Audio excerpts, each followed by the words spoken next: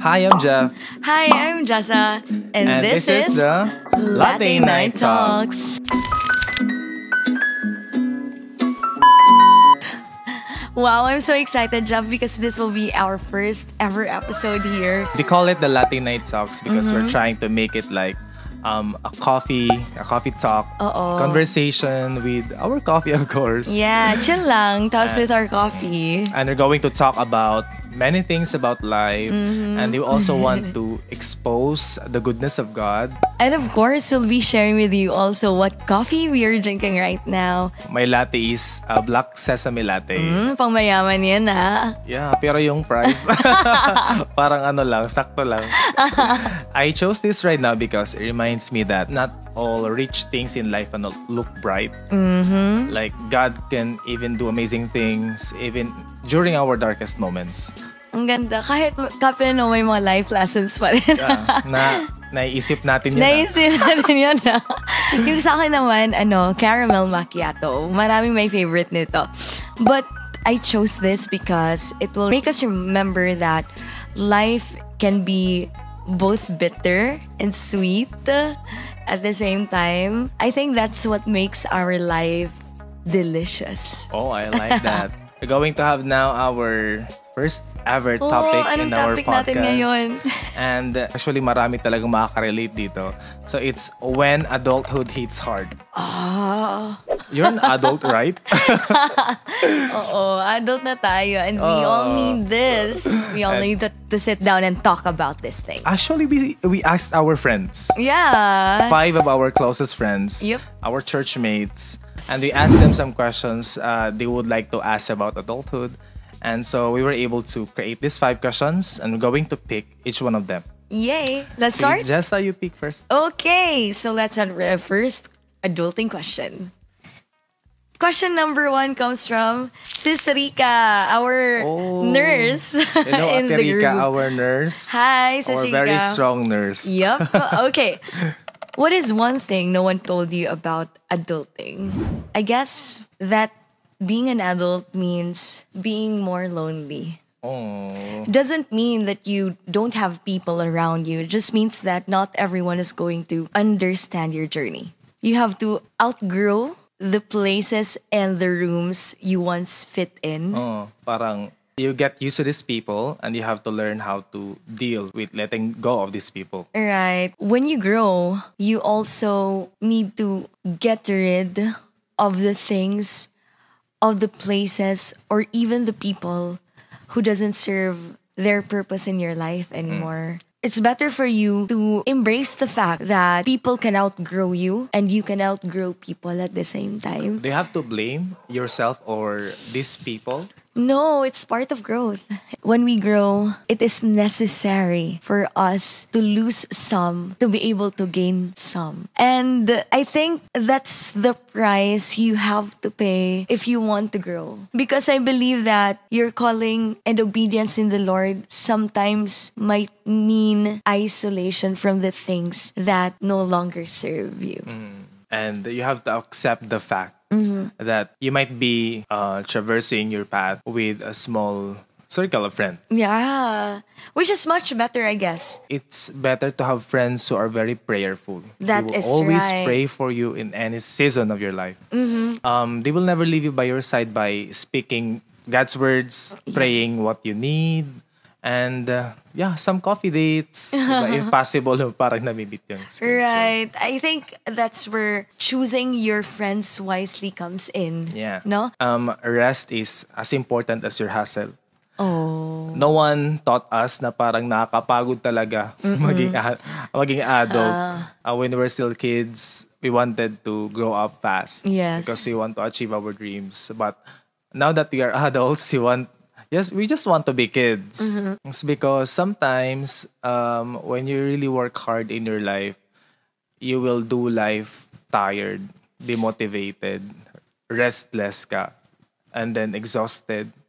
So, right now, parang I've realized that before, like, na matter sa atin yung recognition, yung titles, position. Pero right now, we just want a simple life.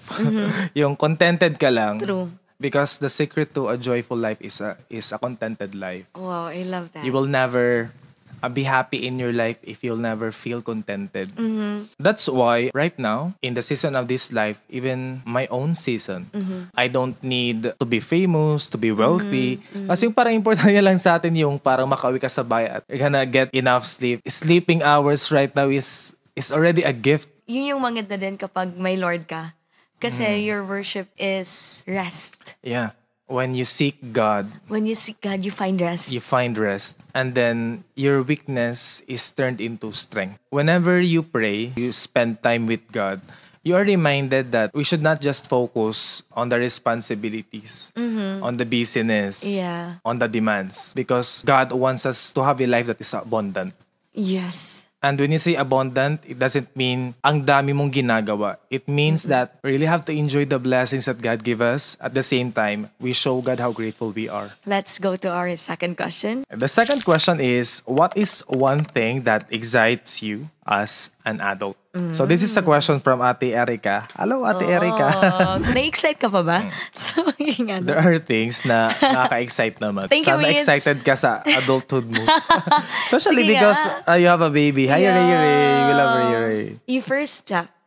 What makes me excited about being an adult is I am already able to help my parents. You're able now to get that dream that you prayed for. We should not forget that we are in the middle of our answered prayers. Yeah.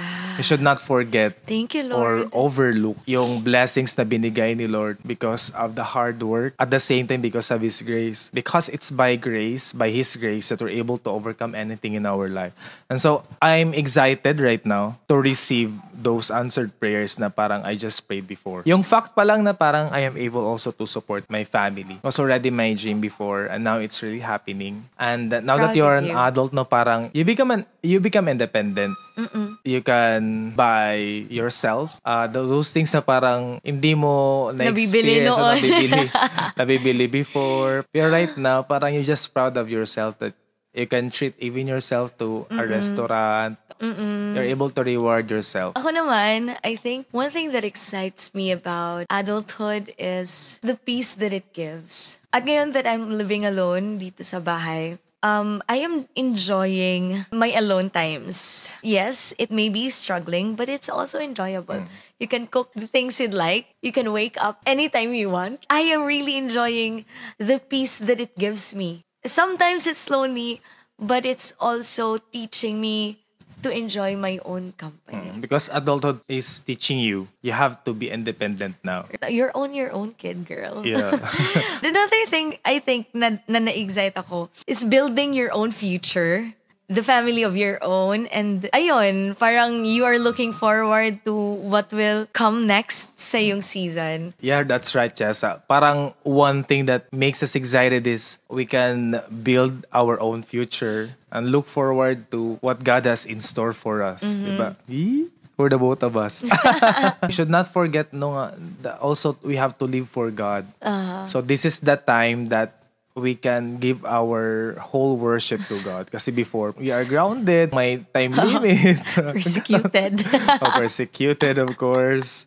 And nagdaming responsibilities din. Pero right now, we have been able to adapt to the changes that are happening around us. Pag adult ka na talaga, you have to learn how to continue and endure. Because the world keeps on spinning. So it teaches us to also keep on moving forward, to Right. move ahead. You must look into the future not with worry. Instead, you are excited kung ano ang prepare ni Lord para sa iyo. Yay! So let's go now to our next question. Ako naman. The question.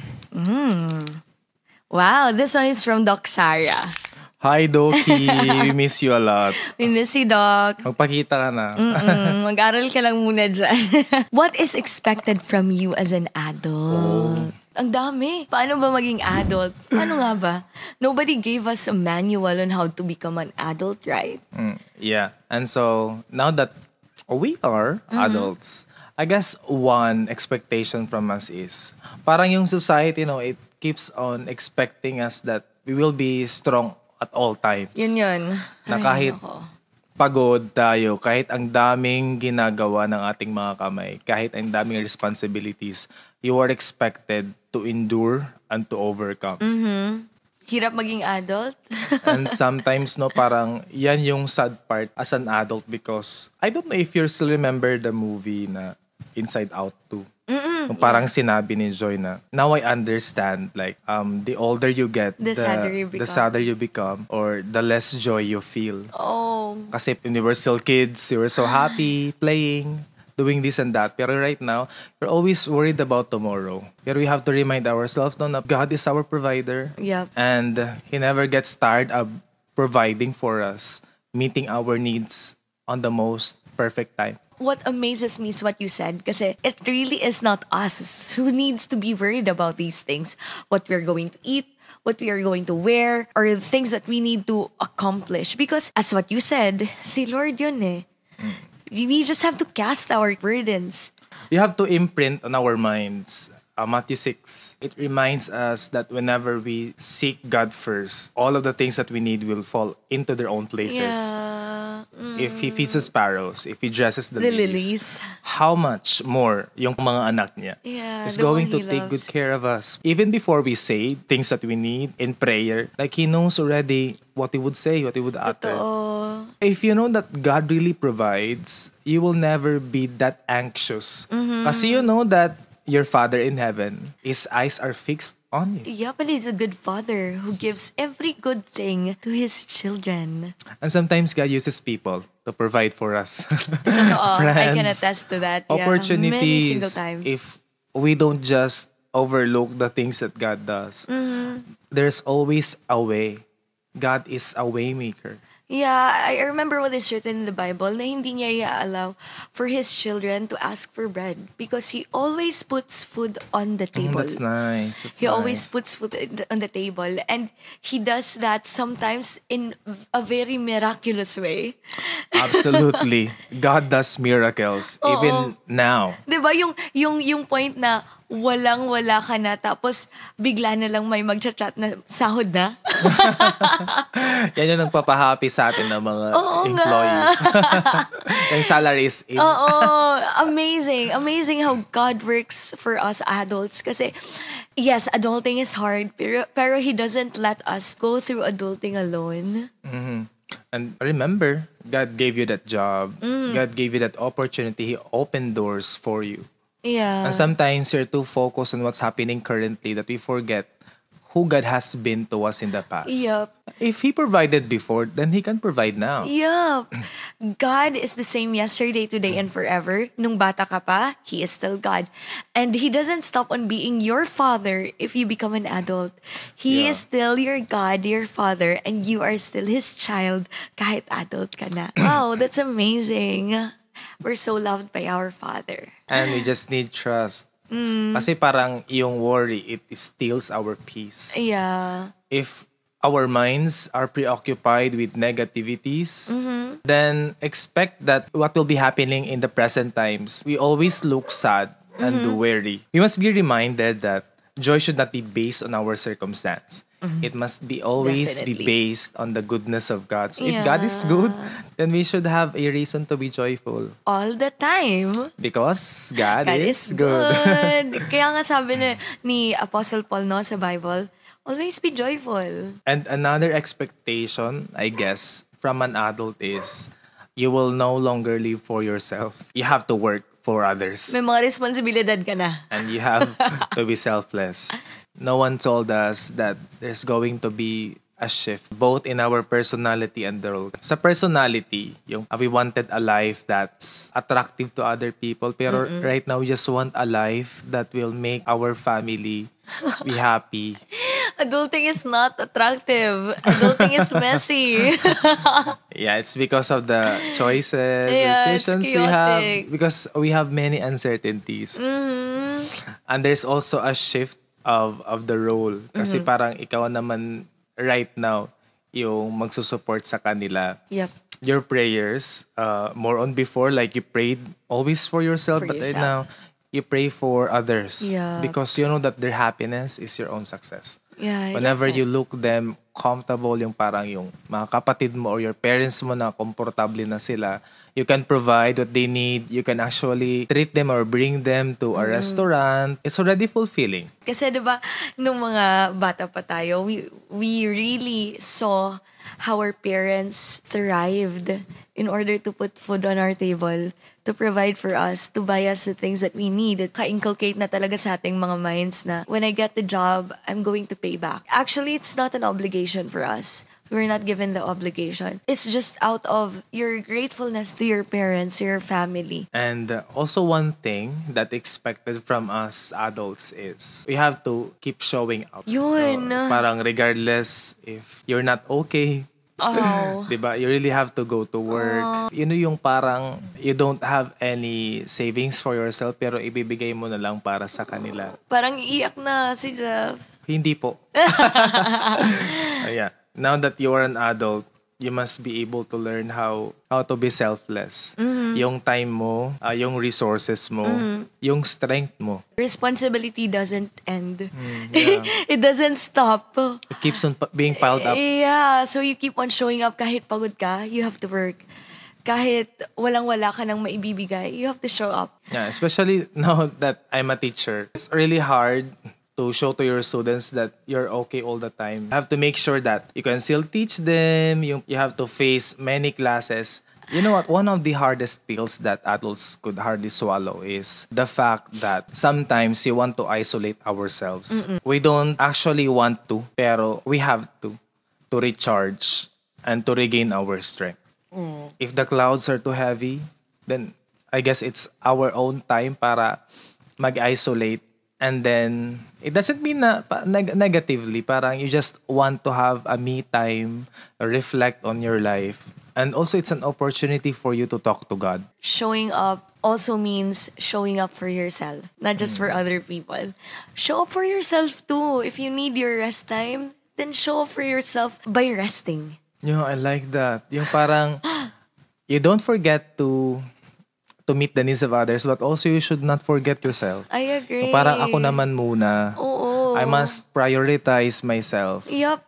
And you know what? It's not selfishness. Absolutely. It is an obedience to the Lord when you give to yourself, when you show up for yourself. Kasi even the Lord, when He created His creations, diba? He rested on the seventh day. Your Sabbath, your rest is also a worship. And you have to give it to yourself too. Jesus honored his rest time. Yeah, He does. And he also isolated himself from the crowd so he can talk to his Father. Yes, we need that. We really need that. And I think yun yung kailangan ma-learn ng mga adults ngayon because they are so relentless in working and working at dun lang sila mag-stop kapag magkakasakit na. Yeah. And maybe I know the reason why.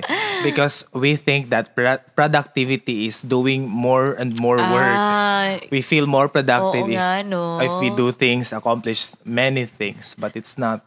Sometimes rest talaga or taking a break is already our productivity. Yes. Kasi we are not machines. Like, we have limits. May limit lang talaga tayo. If Jesus felt that exhaustion, but he also felt the need to take time to rest.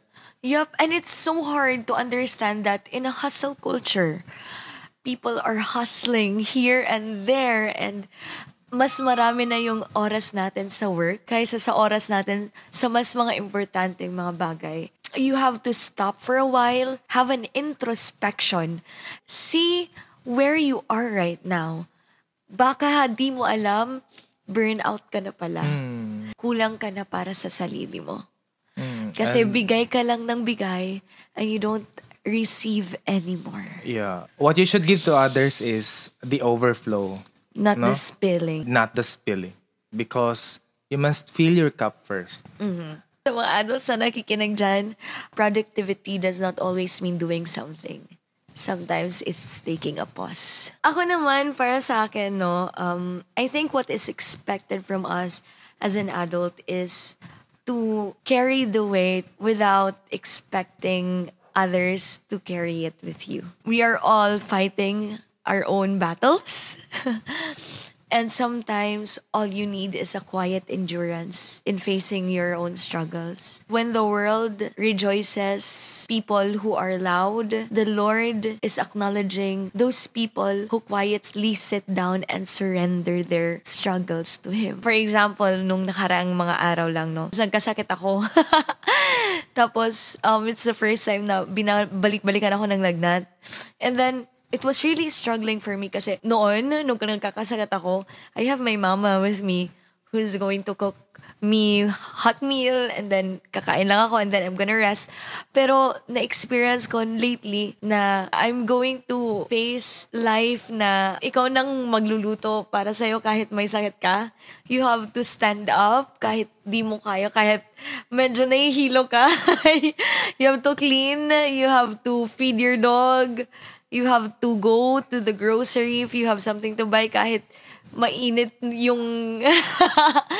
And yung amazing lang din doon is that you realize that you're never really alone because the Lord is with you. He is the one who Absolutely. sustains you, Yeah. who gives you the strength to carry on. What I realized about adulthood, Jeff, is that it's not about the arrival. It's about the abiding. Oy, that's nice. You don't become a perfect adult. You just learn how to be faithful in what God has called you to do. And to whom should we abide? And of course, you abide to the Lord. Who is the source? Right? It's really Yeah. the Lord. He's the source of our strength, protection, provision. Anything that we need is from God. Yeah. So, if an adult is struggling, whom should he or she go to? It's Jesus. Is Jesus. So you see, no, there are many expectations from other people sa mga adults. Pero the Lord only expects us to do this one thing. And that is to surrender. Here are the last two questions we have. Me. It's from Ate Grace. Hi, Ate Grace. Hi, Sis Grace. She's also a teacher. Yep. Hi, Teach. Very hardworking. Correct. She asked, is it really necessary to support your parents and siblings? Definitely, it's a yes, because it's biblical. So in a biblical point of view, expected from us to really support our own household. Yep. And let me support it with two Bible verses. So it's said here in Ephesians chapter 6 verse 2 to honor your father and your mother, which is the first commandment with a promise so that it may go well with you and that you may enjoy a long life on the earth. So it means one important thing about living on earth is really to support our parents because it's in the Bible, it's according to Apostle Paul. Biblical pala talaga siya, no? It's biblical. Another verse that I would like to read to you is found in the book of 1 Timothy chapter 5:8. It says here, anyone who does not provide for their relatives, and especially for their own household, has denied the faith and is worse than an unbeliever. So it's non-negotiable. It's really expected from us to support our parents. Yeah. Now, one way for us to really repay or pay them back is, of course, to help them, support them now that they are growing old. Totoo, no? And I think it should come from a place of love and not a place of guilt. Kasi sometimes, no, we try to support them, pero labag sa heart natin. Yeah. And it should be a love expressed through hard work. I think we should just learn how to give with wisdom. Know the extent of what to give. You give, but do not let yourself be left dry. Yeah. You must be able to save for yourself. Kasi you're not just living for them, you're living also for your future. Tama. You should not forget to build your own future. Right. Like supporting our parents doesn't mean that we should not support ourselves. Yes. Right? You can honor your family, you can honor your parents, but not to the point of letting yourself run dry. I like that. Kasi that is not wisdom at all. Because in the first place, you just support them, but you do not save them. They have the ability to generate money of their own, and you hinder that to happen when you become the savior of your family. Yeah. And I really appreciate those parents who never ask you to help them. Example, my mother, I really appreciate my mom a lot because I was raised by my mother alone. And she made sure that I would finish school. And out of Yes. my gratitude to her, I did my best with my academics. I really endured a lot Praise God. to land on a job. Right now, I can support her financially. And it's only for me to Wow. thank her for all the efforts. Salute to Yeah. that. And same with my story, no? Kasi also, it was my mom. Nakita namin yung mga hustles niya. Yung katiting naman nabibigay ko, she appreciates it. And now that I could give more to her, she appreciates me the same. Para sa kanila, it's not about the quantity. It's your heart of Yeah, giving. that's true. It really touches them if we give something. Actually, our parents are also joyful even if we don't give to them. Like Yun. the mere fact that their kids have their own jobs and lives, they're really proud of us. And it will actually touch them if we just give something to them. So they understand yung bawat binibigay natin, gaano man kaliit or gaano man kalaki, pinaghirapan natin yon and they appreciate it the same way. And sometimes the struggles of the breadwinners, no? Hindi lang parents yung sinusuportahan nila, but even their siblings. Their siblings. Our hearts are with them para sa mga kumakayod para sa kanilang pamilya. I hope you don't forget yourself also. Magtira kayo para sa mga sarili nyo. And it hurts a lot if you are being unappreciated. They don't know how to appreciate the eldest daughter or eldest son or the breadwinners of their family. Nakakasad lang. Parang Nakakasad lang. ganun. There are Yakap. certain people. Yakap sa lahat Yeah. ng nakaka-experience nun. Let's hug ourselves. Yeah, pero always remember, no, that if you don't hear applause from people, the Lord sees all your hard work. And He's gonna repay you. The Lord is not blind sa mga pinagdadaanan mo at sa mga sacrifices mo para sa family mo. He is going to repay you and to reward you. It's according to Proverbs that a hardworking man will be successful. This is a promise by the Lord para sa inyo na as you work hard and when you go unnoticed, the Lord notices you. One day, you're going to reap what you sow. Partner hard work with prayer. And when you pray, you agree. should really believe that God is going to give you a more stable job, open doors for you, and is going Yeah. to really flood you with favor. You must believe Amen. that God is going to make that happen. Sa may mga ate dyan na breadwinner, sa may mga kuya dyan na breadwinner, it won't hurt to tell them thank you once in a while. Please thank them. Right now, we are challenging you if you are being supported by any breadwinner of your family to please say thank you to them. Send them a message. Yeah. Tell them how you appreciate them. And it would really mean the world to them. So I guess we are now down to our last question. Oh, last na pala tayo. Yes. Ang dami na nating sinabi. Grabe talaga yung pagiging adult. Last question. It's from Sis Aika. Hi, Hello. Mommy Aika. Aika Bells. Mommy of Levi. Ibay. We love you a lot. Hello. Okay, so here's the question. How do you survive adulting? How do you survive adulthood? The only reason why I live is God. So for me, I can only survive it if I continue to abide and rely and depend on Him. Because I cannot live life on my own. Yes. You know what? My adulthood journey is really tough. There were many uncertain things that happened. Tested talaga yung mental health natin, no? nga. Yung wallet natin, yung bulsa. There were days that were really so hard to go through. But every time we ask the Lord, His presence is always there. He provides. And He gives us encouragement. He makes a way. Even if it looks like in our own perspective, there's no way. He really does. Like, He's really good and He has been faithful in my life. So for me, I can only survive it if I continue to abide in the Lord. Jesus is the reason why I could still continue in life. It's by grace and only by His grace Yup. I do. That is also the reason why I am able to survive up until now. Adulthood is so hard. I think it's one of the hardest season a person can go through.